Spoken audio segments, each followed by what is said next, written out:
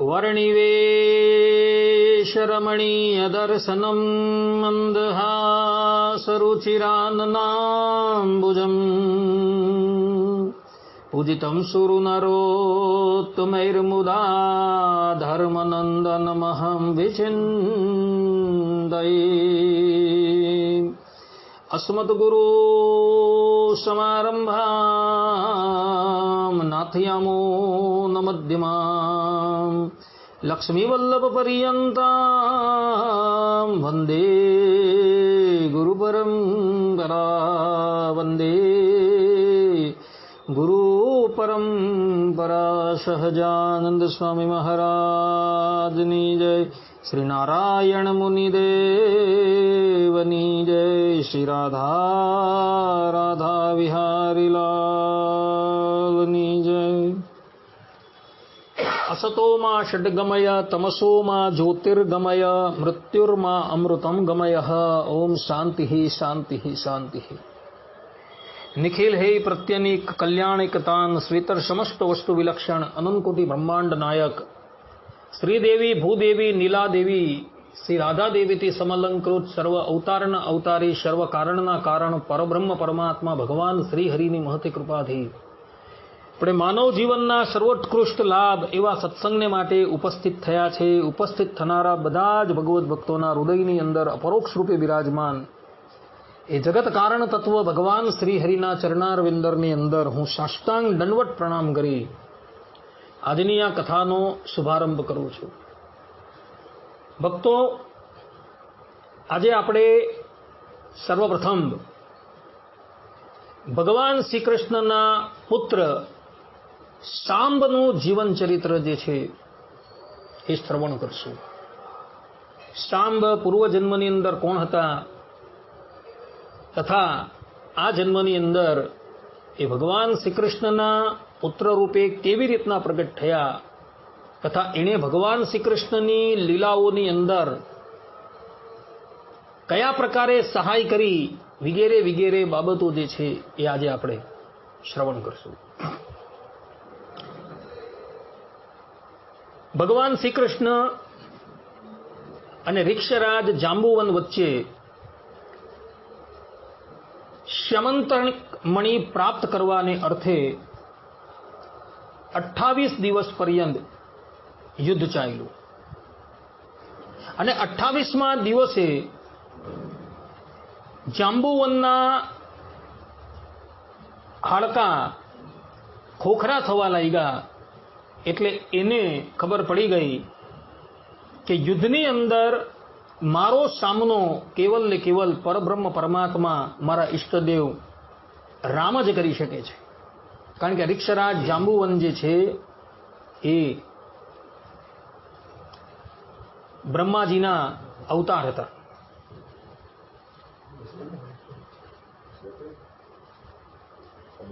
એટલે એને એટલો નિશ્ચય થઈ ગયો કે મારી સન્મુખ જે ઉપસ્થિત છે એ મારા આરાધ્યના જ અપર સ્વરૂપ ઉપસ્થિત છે। એટલે એ ભગવાનના શરણમાં જતા રહી છે અને એને શ્યમંતક મણિ અર્પણ કરી દે છે અને પોતાની કન્યા જાંબુવતી જે છે એ પણ અર્પણ કરે છે। આ કથા જે છે એ શ્રીમદ ભાગવતના 10મ સ્કંદના 56 અને 57માં અધ્યાયની અંદર આવે છે। જાંબુવતીનો જન્મ જે છે એ રિક્ષરાજ જાંબુવન થકી થયો છે। એટલે સ્વરૂપે કરીને રીછ જેવી જ હતી। ભગવાન શ્રી કૃષ્ણને રિક્ષરાજ જાંબુવને પોતાની પુત્રી અર્પણ કરી। હવે ભગવાન શ્રી કૃષ્ણ એને લઈને દ્વારકામાં આવે છે, પરંતુ એક રીછની કન્યા જેના આખા શરીરની ઉપર રૂવાળા છે એને દ્વારકાની અંદર લઈ કેવી રીતના જવી? કારણ કે જો લઈ જાય તો બધા હસી ઉડાવે। એટલે ભગવાન શ્રી કૃષ્ણ રાત્રિને વિશે પોતાના ઉપરના વસ્ત્રને એના પર નાખી દે છે અને પછી એને પોતાના મહેલમાં લાવે છે। મધ્યરાત્રિનો સમય હતો, કોઈ વ્યક્તિની દ્રષ્ટિ એના પર પડી નથી અને પોતાના મહેલની અંદર આવેલા એક કક્ષની અંદર એને રહેવાનું કહે છે અને પછી એને કહે છે કે અંદરથી તું દ્વાર જે છે એ બંધ કરી લેજે. પ્રાતઃકાલ થાય છે, રૂકમણી દેવી જાગૃત થાય છે અને એને એના ગુપ્તચરો દ્વારા એવા સમાચાર પ્રાપ્ત થાય છે કે ભગવાન શ્રી કૃષ્ણ જે છે એ કોઈ કન્યાને લઈને આવેલા છે. એટલે એ ભગવાન શ્રી કૃષ્ણની પાસે જાય છે અને કહે છે કે સ્વામી, તમે કઈ કન્યા લાવેલા છો, એ રૂપે કરીને કેવી છે, મારે એને જોવી છે. અરે ભગવાન શ્રી કૃષ્ણ કહે કે રૂપે કરીને તો તમારા કરતા પણ અત્યંત સોહામણા છે, રૂપનો અંબાર છે. તો ચાલો મને બતાવો. રૂકમણી દેવી કહી. રૂકમણી દેવી જે કક્ષની અંદર જાંબુવતી હતા એ કક્ષ પાસે આવીને ઉભા રહ્યા અને દ્વાર ખટખટાવે છે, પરંતુ દ્વાર જે છે એ જાંબુવતી ખોલતા નથી. રૂકમણી દેવી ઘણી વખત દ્વાર ખટખટાવે છે, પરંતુ જાંબુવતી દ્વાર ખોલતા નથી. ભગવાન શ્રી કૃષ્ણ ત્યાં ઉભા ઉભા રૂકમણી દેવીને કહે કે રૂપનો અંબાર એવી એ કન્યા તારી સન્મુખ આવતા લજ્જા પામે છે. એટલે રૂકમણી દેવી જે છે એ પોતાના સ્વામીના મુખે પોતાની સ્તૌતના વખાણ સાંભળીને અત્યંત ક્રોધાયમાન થઈ જાય છે અને અંદર રહેલી જાંબુવતીને શાપ આપતા કહે છે કે જા, તારું રૂપ જે છે ને એ મારા જેવું થઈ જશે. એક તો વૃક્ષરાજ જાંબુવનની કન્યા, જેના આખા શરીરની ઉપર કાળા કાળા રૂવાળા હતા અને દેખાવની અંદર એ અત્યંત કદરૂપી દેખાતી હતી અને ભગવાન શ્રી કૃષ્ણ એને રૂપવતી કરવા માંગતા હતા. એટલે એમણે આ પ્રમાણેની લીલા જે છે કરી હતી. અને જ્યાં આ પ્રમાણે રૂકમણી દેવી શાપ આપે છે એટલે જાંબુવતી દેવી જે છે જુએ છે કે મારું રૂપ જે છે એ પરિવર્તિત થઈ ગયું છે, એ દ્વાર ખોલે છે. રૂકમણી દેવી સામે હતા. રૂકમણી દેવીના ચરણની અંદર એ વંદના કરે છે. રૂકમણી દેવી એને ઉઠાવીને ભેટી પડે છે. આ પ્રમાણેની કથા જે છે એ મહાત્માઓ ઐતહ્ય પ્રમાણથી કહે છે. ઐતહ્ય પ્રમાણ એટલે જેનો વક્તા પ્રસિદ્ધ ન હોય, પરંતુ જે પરંપરાથી ચાલી આવતી. જાંબુવતીના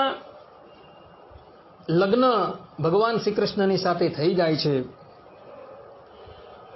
એક દિવસ જાંબુવતી જુએ છે કે રૂકમણી દેવીને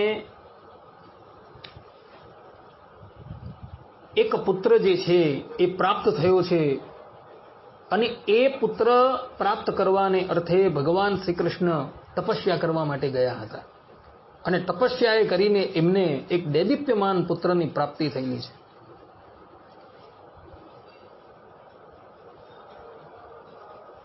આ પ્રમાણે રૂકમણી દેવીને આટલા સુંદર પુત્રની પ્રાપ્તિ થઈ એટલે એક દિવસ જાંબુવતીએ ભગવાન શ્રી કૃષ્ણને કહ્યું કે સ્વામી, મારે પણ તમારા થકી એક રૂપના અંબાર જેવો પુત્ર જે છે એ જોઈએ છે અને એ પુત્ર એવો હોવો જોઈએ કે યુદ્ધની અંદર પણ એનો સામનો કોઈ ન કરી શકે. માટે એને અર્થે તમે તપસ્યા કરવા જાઓ. ભગવાન શ્રી કૃષ્ણ કહે છે કે દેવી, હું તપસ્યા કરવા માટે તો જઈશ, પરંતુ આજનો દિવસ જે છે એ શુભ નથી.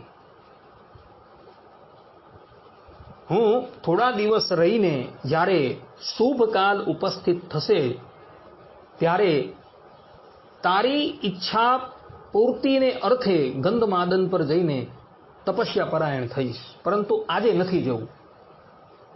પરંતુ જાંબુવતી જે હતા ને એ જીદ ઉપર ચડ્યા. એ કહે કે સ્વામી, મારે કોઈ વાત સાંભળવી નથી, તમે આજે જ તપસ્યા કરવાને અર્થે રવાના થાઓ.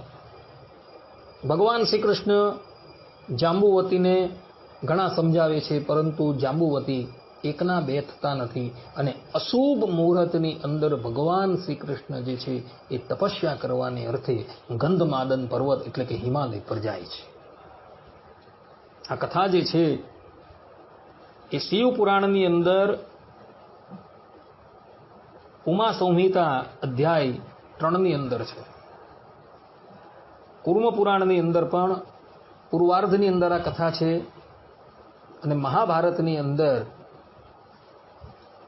શાંતિ પર્વમાં કથા છે તથા હરિવંશની અંદર પણ આ કથા આવે છે.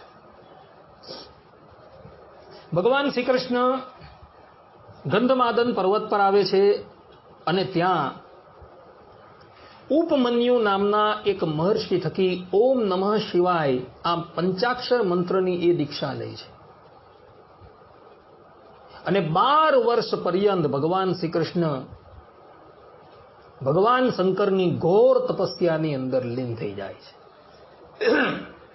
કોઈક વ્યક્તિને એવો સંશય થાય કે ભગવાન શ્રી કૃષ્ણ સર્વ કારણના કારણ છે, સર્વોપરી તત્વ છે, અનંતકોટી બ્રહ્માંડના નાયક છે, છતાં એમણે તપસ્યા કરવાની શું જરૂર? તો આ સંબંધની અંદર વરાહ પુરાણની રુદ્ર ગીતાની અંદર એક પ્રસંગ આવે છે. પ્રસંગ એવો હતો કે ભોળાનાથ એક દિવસ ભગવાન શ્રી કૃષ્ણની અર્થાત કે શ્રીમદ નારાયણની કઠોર તપસ્યા કરે છે અને તપસ્યાના અંતે શ્રીમદ નારાયણ જ્યારે એમની સન્મુખ પ્રગટ થાય છે ત્યારે ભોળાનાથ ભગવાન શ્રીમદ નારાયણને કહે છે કે પ્રભુ, તમારા મહિમાની આગળ અમારો મહિમા તો કંઈ કહેવાય એવો જ નથી. તો અમારો મહિમા જે છે એ પણ સ્થિર રહે એવો ઉપાય આપ કરો. ત્યારે ભગવાન શ્રીમદ નારાયણ જે છે એ ભોળાનાથને કહે છે કે ભોળાનાથ, જ્યારે જ્યારે હું ધરાતલની ઉપર પ્રગટ થવીશ ત્યારે હું તમારું પૂજન કરીશ, એટલે તમારો મહિમા જે છે એ પણ જળવાઈ રહે. અને એને લઈને ભગવાન શ્રીમદ નારાયણ નરનારાયણ રૂપે પ્રગટ થયા ત્યારે પણ એમણે ભગવાન શંકરની આરાધના કરી, જેનું પ્રમાણ કેદારનાથનું જ્યોતિર્લિંગ છે. કેદારનાથનું જ્યોતિર્લિંગ પ્રગટ કરનારા નરનારાયણ દેવ હતા. ભગવાન શ્રી રામ અર્થાત કે શ્રીમદ નારાયણ રામ રૂપે પ્રગટ થયા ત્યારે એમણે પણ ભગવાન શ્રી રામની આરાધના કરી, જેનું પ્રમાણ રામેશ્વર જ્યોતિર્લિંગ છે. ભગવાન સ્વામિનારાયણ પ્રગટ થયા ત્યારે એમણે પણ ભગવાન શંકરની આરાધના કરી અને લિંગ પધરાવ્યું. જૂનાગઢની અંદર આજે પણ સિદ્ધેશ્વર મહાદેવ બિરાજમાન છે અને એની સન્મુખ કાશી વિશ્વનાથ બિરાજમાન છે અને કુંડલની અંદર કુંડલેશ્વર મહાદેવ બિરાજમાન છે. તે જ પ્રમાણે ભોળાનાથને જે વચન આપેલું હતું એ વચનને ચરિતાર્થ કરવાને અર્થે ભગવાન શ્રી કૃષ્ણ જે છે એ ગંધમાદન પર્વતની ઉપર ભોળાનાથની કઠોર તપસ્યાની અંદર લીન થઈ જાય છે. 12 વર્ષ પર્યંત તપસ્યા કરે છે ત્યારે ભગવાન શંકર પોતાના સમસ્ત પરિવાર સાથે ભગવાન શ્રી કૃષ્ણની સન્મુખ પ્રગટ થાય છે. ભગવાન શ્રી કૃષ્ણ ભોળાનાથની સ્તુતિ કરે છે અને પછી કહે છે કે પ્રભુ, મને એક ઉત્તમ પુત્ર જે છે એ પ્રદાન કરો. ત્યારે ભગવાન શંકર અને ભવાની એમને આશીર્વાદ આપે છે કે મારો પુત્ર કાર્તિકેય જે છે એ જ તમારા ઘરે પુત્ર રૂપે પ્રગટ થશે. આ વાત શ્રીમદ ભાગવતના 3ય સ્કંધની અંદર ઉદ્ધવ અને વિદુરજીના સંવાદની અંદર પણ છે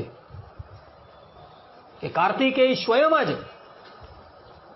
ભગવાન શ્રી કૃષ્ણના ઘરે પ્રગટ થયા હતા, જેનું નામ હતું સાંબ. આ પ્રમાણે વરદાન આપી ભોળાનાથ અંતર્ધાન થઈ જાય છે અને પછી કાર્તિક સ્વામી જે છે એ જ ભગવાન શ્રી કૃષ્ણ અને જાંબુવતી થકી પ્રગટ થાય છે અને ભગવાન એનું નામ રાખે છે સાંબ. સાંબ જે છે એ રૂપનો અંબાર હતા. દેખાવની અંદર એ ભગવાન શ્રી કૃષ્ણ કરતા પણ અત્યંત સુંદર દેખાતા હતા. તે પછી ભગવાન શ્રી કૃષ્ણ જાંબુવતી થકી બીજા 9 બાળકો પણ પ્રગટ કરે છે અને એક કન્યા પણ પ્રગટ કરે છે, પરંતુ એ બધા બાળકોની અંદર સાંબનું સ્થાન જે છે એ અગ્રગણ્ય હતું. એ પોતાના પિતા સમાન જ પરાક્રમી હતા અને પોતાના પિતા સમાન જ વેદ વેદાંગના પ્રારંગત વિદ્વાન હતા. સાંબ જ્યારે 8 વર્ષના થયા, ભગવાન શ્રી કૃષ્ણએ વિધિવત રીતે એમનો યજ્ઞોપવિત સંસ્કાર કર્યો. એ ગુરુકુલમાં જાય છે, ભણી ગણીને વિદ્વાન બને છે. એક દિવસની વાત છે, દુર્યોધને પોતાની પુત્રી લક્ષ્મણાનો સ્વયંવર નક્કી કર્યો અને ભારત વર્ષના બધા જ રાજવીઓને, રાજકુમારોને એમાં એણે આમંત્રણ આપ્યું. અને એ સ્વયંવરની અંદર ભગવાન શ્રી કૃષ્ણનો પુત્ર સાંબ જે છે એ જાય છે અને દુર્યોધનની પુત્રી લક્ષ્મણાનું એ અપહરણ કરી લે છે. એ વખતે ત્યાં રહેલા બધા જ યોદ્ધાઓ જે હતા, દુર્યોધન છે, દુશાસન છે, કર્ણ છે, મામા શકુની છે, એ બધા જ કહેવા લાગ્યા કે આ એકાકી કુમારે આપણા બધા યોદ્ધાઓની વચ્ચે આપણા માથાની ઉપર પગ મૂકીને આ કન્યાનું અપહરણ કરી લીધું છે, માટે આને બાંધીને કેદખાનામાં નાખી દો. સાંબનું પરાક્રમ એના પિતા ભગવાન શ્રી કૃષ્ણના જેવું જ હતું. એ યુદ્ધની અંદર બધા જ મહારથીઓનો સામનો કરવા માટે તૈયાર થાય છે. ભયંકર યુદ્ધ થાય છે, પરંતુ આ લોકો બધા એક સાથે હુમલો કરી સાંબને કેદ કરીને હસ્તિનાપુર લઈ આવે છે અને એને બંદી બનાવી દે છે. નારદજીના મુખ થકી બધી જ વાત સાંભળી યદુવંશીઓ પોતાના સૈન્યને સજ્જ કરે છે અને હસ્તિનાપુર ઉપર આક્રમણ કરવા માટે તૈયાર થાય છે. ત્યાં જ બળદેવજી એ બધાને રોકી દે છે. આ કથા જે છે શ્રીમદ ભાગવતના 10મ સ્કંદના ઉત્તરાર્ધની અંદર છે. એટલે બળદેવજી જે છે એ બધાને રોકી દે છે અને કહે છે કે યદુકુળ અને કુરુકુળ એ લોકો સંબંધી છે અને સંબંધીની અંદર આ પ્રમાણેનો વિવાદ થવો એ યોગ્ય નથી. તમે એક કામ કરો, હું ઉદ્ધવ અને સાત્યકી હસ્તિનાપુર જઈએ છીએ અને હસ્તિનાપુર જઈ મારા શિષ્ય દુર્યોધનને હું સમજાવું છું અને પછી શાંતિપૂર્વક વર અને વધુને આપણે દ્વારકા લઈ આવીએ છીએ. યદુવંશીઓને બળદેવજીની વાત જે છે એ ઉચિત લાગી. બળદેવજી, ઉદ્ધવજી, સાત્યકી, અક્રૂર એ બધાને લઈને હસ્તિનાપુર પધાર્યા. એ વખતે પાંડવ લોકો જે છે એ ઇન્દ્રપ્રસ્થની અંદર રહેતા હતા. દ્યુત ક્રીડા થઈ હતી નહીં. કૌરવોને ખબર પડી કે બળદેવજી આવેલા છે એટલે બળદેવજીનો સ્વાગત સત્કાર કરવાને અર્થે એ લોકો નગરમાંથી બહાર આવ્યા. એ વખતે બળદેવજી નગરની બહાર ઉદ્યાનની અંદર રોકાયા હતા.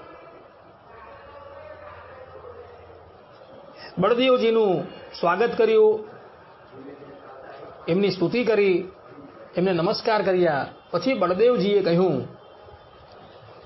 કે તમારે બધાએ ભેગા મળીને એકાકી સામને યુદ્ધની અંદર હરાવી એને કેદ કરી દીધો છે, માટે હવે તમે એને મુક્ત કરી દો. હું નથી ઈચ્છતો કે યદુવંશીઓ અને કુરુવંશીઓની અંદર વિવાદ થાય, માટે ઉગ્રસેન રાજાએ પણ તમને બધાને આજ્ઞા આપેલી છે કે તમે બધા સાંબને મુક્ત કરી દો. આ પ્રમાણેની બળદેવજીની વાત સાંભળી કૌરવો જે છે એ ક્રોધાયમાન થઈ જાય છે અને બળદેવજીને ઉદ્ધતાઈપૂર્વક ઉત્તર આપી સ્પષ્ટ રૂપે એવું કહી દે છે કે અમે સાંબને કોઈ બી હિસાબે મુક્ત કરવાના નથી. આટલું કહીને બળદેવજીનું અપમાન કરતા થતા એ લોકો નગરમાં પાછા ચાલ્યા જાય છે. એટલે બળદેવજી ક્રોધાયમાન થઈ જાય છે અને અટ્ટહાસ્ય કરતા થતા પોતાના હળને જમીનની ઉપર પટકે છે અને મનોમન સંકલ્પ કરે છે કે હસ્તિનાપુરને ઉઠાવીને હું સીધું ગંગાજીની અંદર ફેંકી દઉં.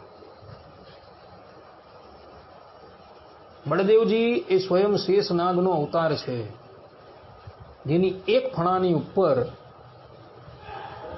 આ સંપૂર્ણ પૃથ્વી જે છે એ રાઈના દાણાની જેમ સ્થિર છે. શાસ્ત્રોમાં એને અનંત કીધેલા છે. બળદેવ એટલે માટે કહે છે કારણ કે એની અંદર બલની અધિકતા છે. અનંત એટલે માટે કહે છે કારણ કે એના અંતનો કોઈ પાર નથી. અને જ્યાં એ હળને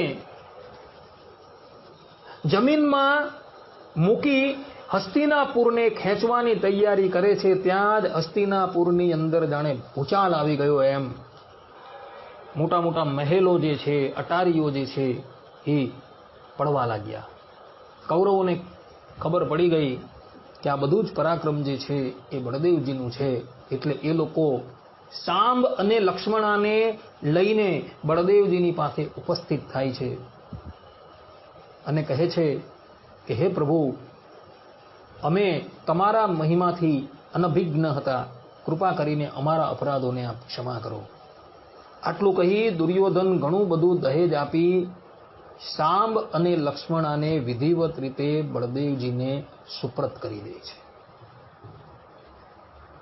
બળદેવજી સાંબ અને લક્ષ્મણાને લઈને દ્વારકા આવે છે અને દ્વારકા આવી એ બધી વાત દ્વારકાવાસીઓને કહે છે. ભક્તો, દુર્યોધન જે છે એ સંબંધની અંદર ભગવાન શ્રી કૃષ્ણનો વિવય થતો હતો. પેલી બાજુ પાંડવો જે હતા એ સંબંધની અંદર ભગવાન શ્રી કૃષ્ણના મામાના દીકરા તો હતા જ, પરંતુ સાથે સાથે ભગવાન શ્રી કૃષ્ણ જે છે એ અર્જુનજીના સાળા હતા અને અર્જુનજી જે છે એ દ્વારકાના જમાઈ હતા. પરંતુ જમાઈ કરતા વિવયનો પક્ષ મજબૂત કહેવાય. છતાં પણ મહાભારતના યુદ્ધની અંદર ભગવાન શ્રી કૃષ્ણ જે છે એ વિવયના પક્ષમાં નથી ઉભા રહેતા, બનેવીના પક્ષમાં ઉભા રહે છે. કારણ કે બનેવી ધર્મની સાથે હતા એટલે એના પક્ષની અંદર ઉભા રહે છે. આવી સાંબ જે છે એનું રૂપ જે છે એ અદ્ભુત હતું. ભક્તો,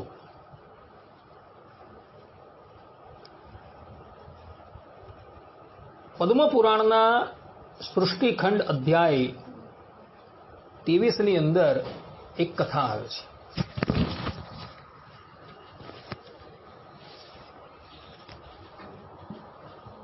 અને આ કથાનો ઉલ્લેખ જે છે એ ભગવાન સ્વામિનારાયણે પંચાળાના ત્રીજા વચનામૃતમાં પણ કરેલો છે. વાત એવી હતી કે ભગવાન શ્રી કૃષ્ણ 16,000 કન્યાઓની સાથે લગ્ન કરે છે. એ 16,000 કન્યા જે છે એ જન્માંતરમાં અપ્સરાઓ હતી.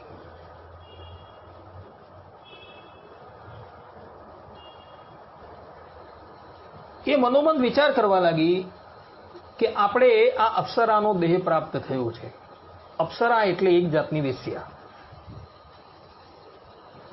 કે આપણે આ અપ્સરાના દેહની અંદર દેવોનો સ્પર્શ કર્યો, દાનવોનો સ્પર્શ કર્યો, મનુષ્યનો સ્પર્શ કર્યો, પરંતુ પુરુષોત્તમ પરબ્રહ્મ નારાયણનો સ્પર્શ નથી કરેલો. એટલે પોતે બ્રહ્માજીની પાસે ઉપસ્થિત થાય છે અને બ્રહ્માજીને કહે છે કે અમે પુરુષ એવા નારાયણનો સ્પર્શ કરેલો નથી.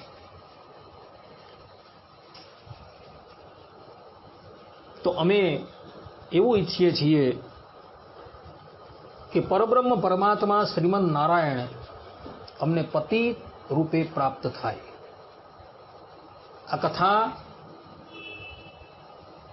મત્સ્ય પુરાણમાં પણ આવે છે, વિષ્ણુ પુરાણમાં પણ આવે છે, આનંદ રામાયણમાં પણ આવે છે. બ્રહ્માજી કહે છે કે તમે તપસ્યા કરો અને 16,000 અપ્સરાઓ જે છે એ તપસ્યા પરાયણ થઈ જાય છે. અને એની તપસ્યાથી દેવર્ષિ નારદ જે છે તથા અંગિરા ઋષિ એ પ્રસન્ન થાય છે અને એ લોકોને આશીર્વાદ આપે છે કે પુરુષોત્તમ નારાયણ જે છે એ તમારું પાણી ગ્રહણ કરશે. અને એ જ પ્રમાણે એ 16,000 અપ્સરા ધરાતલ્ય ઉપર પ્રગટ થાય છે અને ભૌમાસુરના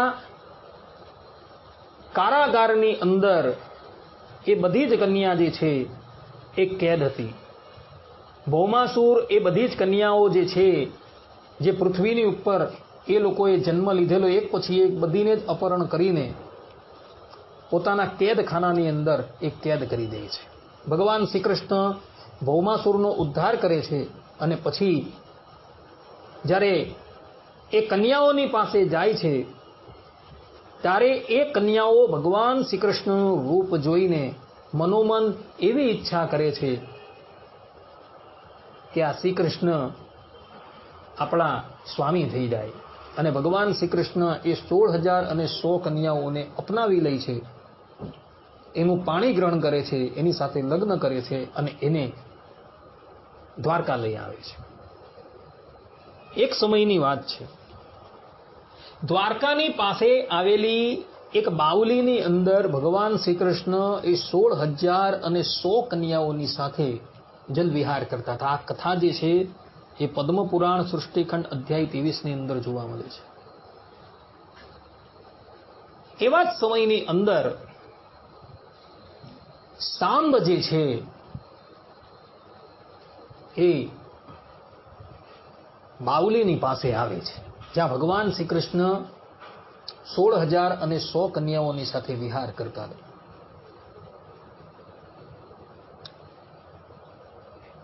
16,000 કન્યા સાંબની સામું જુએ છે અને એ બધી જ જે છે એના પર આસક્ત થઈ જાય છે. ભગવાન શ્રી કૃષ્ણ સર્વજ્ઞ છે, યહ સર્વજ્ઞ સર્વવિદ વેદાંતની અંદર કહ્યું છે. એનો મનોભાવ જાણી જાય છે એટલે બધીને સાપ આપી દે છે